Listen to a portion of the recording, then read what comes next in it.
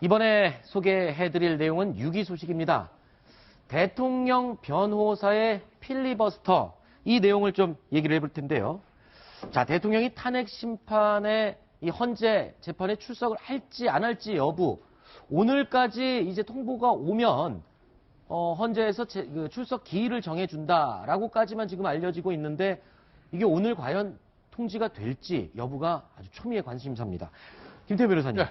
지금 만약에 헌재 돌아가는 상황, 오늘 지금 어디까지가 마무리가 되는 겁니까? 최종 변론 기일이 오늘이잖아요, 지금. 예, 일단 지금 방금 들어온 속보를 제가 확인을 해봤는데, 네. 일단 이정미 헌재 권한대행이 27일입니다. 다음 네. 주 월요일 오후 2시에 최종 변론 기일을 잡겠다라는 거죠. 네. 그러니까 한 4, 5일 정도 여유를 더 준 거 아니겠습니까? 원래는 오늘이었는데 그렇죠? 날짜를 더 준 거잖아요. 예, 한 5일 정도 더 준 겁니다. 네. 그 이유는 이정미 재판장 권한대행은 소장 권한대행은 뭐라고 그랬냐면, 대통령 측 변호인단이 준비 시간이 부족하다고 계속 얘기를 했기 때문에 네. 우리가 시간을 더 주겠다. 그리고 대통령 출석 여부는 27일 전날인 26일, 일요일이죠. 네. 일요일까지 알려달라. 이렇게 오늘 소장이 얘기를 했어요. 소장 사실 지난주 이번 주까지 헌재에서 대통령 측 변호인단이 요구했던 한 서너 가지 사항들을 하나도 받아들이질 않고 다 기각했었는데, 예. 그래도 최종 변론 기일만은 허락을 한 걸 보면, 아, 그래도 요거는 우리가 들어주겠다라고 헌재에서 판단하는 것 같아요. 그러면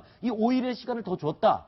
그러면 뭐가 달라지는 겁니까? 변호인단 입장에서는. 대통령 대리인단이 오늘 아마 작심을 하고 나온 것 같았습니다. 지금까지 16차례의 그 변론 기일이 있었는데 굉장히 얌전하게 재판이 진행됐는데요. 오늘 2시부터 있었던 대통령 대리인단 변호사들, 재판부를 향해서 굉장히 거세게 몰아붙였습니다. 아하. 지금까지 재판이 말씀하신 것처럼 불공정하게 진행됐다. 국회와 대통령 측을 양쪽을 똑같이 공평하게 해야 되는데, 처음에 첫 단추부터 시작해서 마치 이런 말까지 나왔습니다. 재판관, 주심 재판관이 강일원 재판관인데, 강일원 재판관이 국회의 대변인처럼 지금 역할을 하고 있다. 이거는 굉장히 무리수 같은 얘기인데요. 어쨌든 네네. 대통령 대리인단이 이렇게까지 얘기하는 거는 어쨌든 이 기록 자체가 역사적으로 남을 겁니다. 그리고 앞으로 이 변론 동영상이 남아서 국민들이 보게 될 텐데, 네. 이렇게 이 절차가 지금 대통령 측 입장에서는 불공정하게 진행되고 있다는 명분, 나중에 지더라도 그 부분을 명확히 남기기 위해서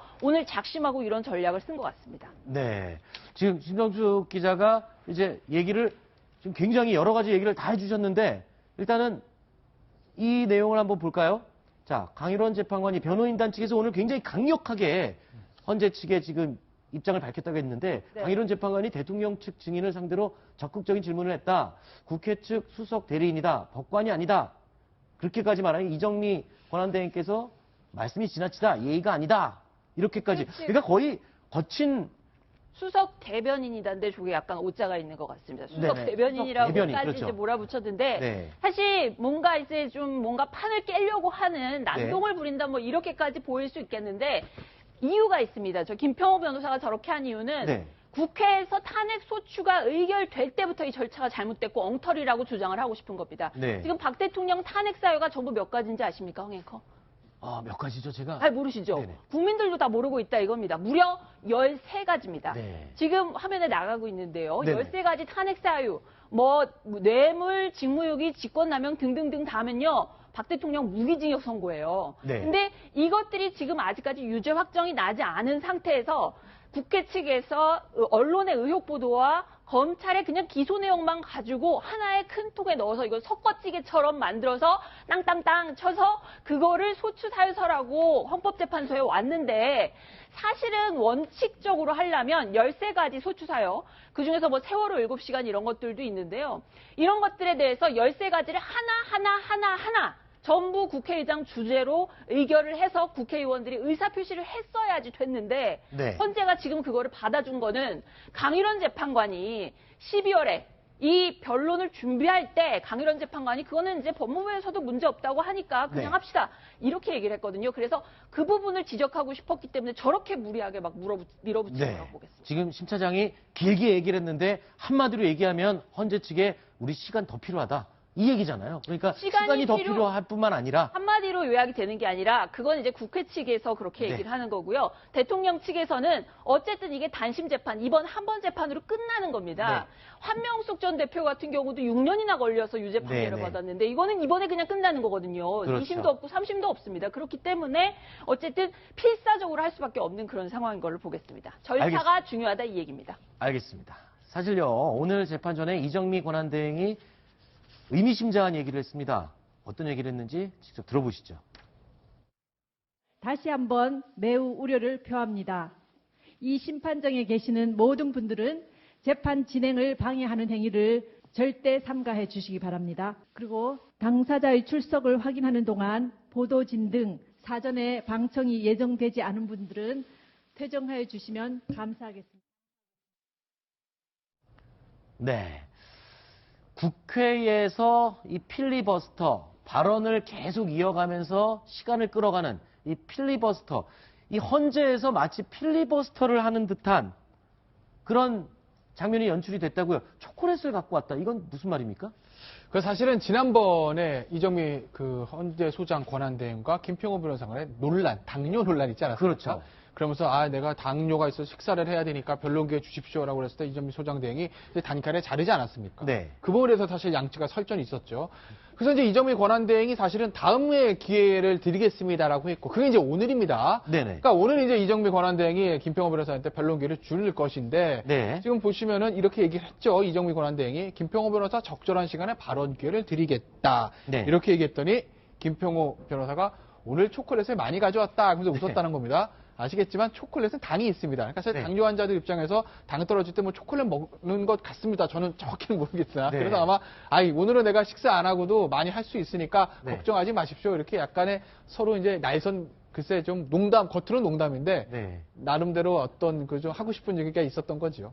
그 변호사님께 하나 궁금한 게 네. 이게 흔한 장면입니까? 헌재에서 있을 수 있는? 헌재뿐만 아니라 법정에서 사실 이렇게 재판장과 변호사가 그 날선 공방을 벌이는 건 사실 흔한 그렇죠. 건 아니고 언제 볼 수 있냐면 이제 공안 사건 같은 경우는 네. 일반 형사 사건이나 민사 사건은 거의 없고요.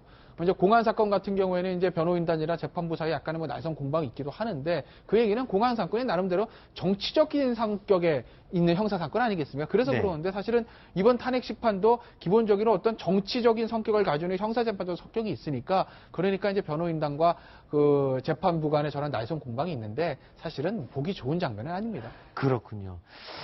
일단 박 대통령 변호인단 측에서 어떤 결정을 할지가 굉장히 관심을 끌고 있는 가운데 이번 주말에 또 이 태극기 집회와 촛불 집회 이 두 집회의 충돌도 우려가 되기도 합니다. 그래서요 저희 뉴스탑10의 통신원이죠. 정의랑 통신원이 태극기 집회의 요구사항을 대신해서 한번 영상을 꾸며봤습니다. 함께 보시죠. 태극기여 힘차게 날려라. 탄핵 재판 결론을 왜 이렇게 서둘러서 내려고 하는지 저는 당최 모르겠습니다. 언젠겨 2004년 그때 노무현 전 대통령 탄핵 심판할 때 그때 헌법재판소 나왔는겨? 예? 안 나오지 않았는겨? 근데 박근혜 대통령만 출석해서 진술하라고 뭐 어쩌라고 이렇게 싸는지 저는 잘 모르겠습니다. 예. 박근혜 대통령이 헌법재판소에 나온다고 생각해 보이소. 예? 국회 소추위원 측에 총공세할 것이고, 뭐 난해한 질문들 막 했을 것이고, 그 대통령이 어찌 되겠는겨? 예? 우리 정의랑 통신원 매일매일 정말 열연을 해주고 있습니다. 우리 시청자 여러분께 좀 어려운 뉴스, 좀 딱딱한 뉴스를 좀 부드럽게 전해드리려고 열연을 하고 있는데 사실 이 태극기 집회에 나오시는 분들의 입장을 굉장히 많이 반영을 했다고 보십니까? 어떻게 이해하세요? 그렇죠. 뭐 태극기 집회에 나오시는 분들이 이제 탄핵 이제 기각하시는 네. 탄핵 이제 기각을 원하시는 분들인데 뭐 여론조사가 절대적인 건 아니지만 한 국민의 85%에서 85가 이제 탄핵을 찬성하고 네네. 10에서 15%가 이제 반대한다고 하는데 어쨌든 반대하시는 15%도 뭐 우리 국민이고 그분들의 의견도 뭐 존중을 해야 된다고 봅니다. 그렇죠. 자, 조금 전에 제가 먼저 말씀을 드렸는데 태극기 집회뿐만 아니라 이제 촛불 집회도 또 점점 더 불이 커지고 있는 분위기입니다. 촛불 집회 참가자들의 의견을 또 대신해서 정의랑 통신원이 또 할 얘기가 있다고 합니다. 정의랑 통신원 무슨 얘기입니까? 우리의 소원은 퇴진! 꿈에도 소원은 퇴진! 자꾸 누가 우리 촛불 꺼진다고 하는데 절대 안 꺼집니다. 보십시오. 안 꺼집니다. 법을 제일 잘 지켜야 되는 사람이 대통령 아닙니까? 잘못한 것이 없다고 자꾸 그러시는데 그러면 헌법재판소 출석해서 모든 것을 떳떳하게 밝히셔야죠. 국민이 도저히 납득 안 되는데 다 밝혀야죠. 전 그래야 된다고 생각합니다. 국민이 지켜보고 있습니다. 두 눈 똑바로 지켜보고 있습니다. 대통령 퇴진할 때까지 촛불 안 꺼집니다. 안 꺼진다. 안 꺼진다. 저희가요, 이 촛불 집회와 태극기 집회의 의견을 대변한 이 영상도 44초로 둘이 똑같이 편집을 했습니다. 혹시라도 양쪽 집회에서 혹시 서운해하거나 뭐라 그러실까봐 저희 영상 내용도 길이도 똑같이 44초로 맞춰서 했습니다. 어떻게 보셨어요, 심사장? 네, 아주 감동적으로 봤습니다. 네. 특히 촛불 집회에 나오신 분, 대통령이 법과 질서를 안 지킨 것에 대해서 문제 삼는다면, 자, 그 부분에 대해서 정말 전적으로 동의하고요. 헌법재판소에서 벌어지고 있는 이 역사적인 탄핵 재판도 법 절차에 전혀 하자 없이, 한치 하자 없이 공정하게 진행돼야 된다는 점을 다시 한번 강조하고 싶습니다. 네, 알겠습니다. 자, 다음 순위 또 살펴봐야 할 텐데요. 다음 순위는 또 어떤 순위가 준비되는지 확인해 보겠습니다.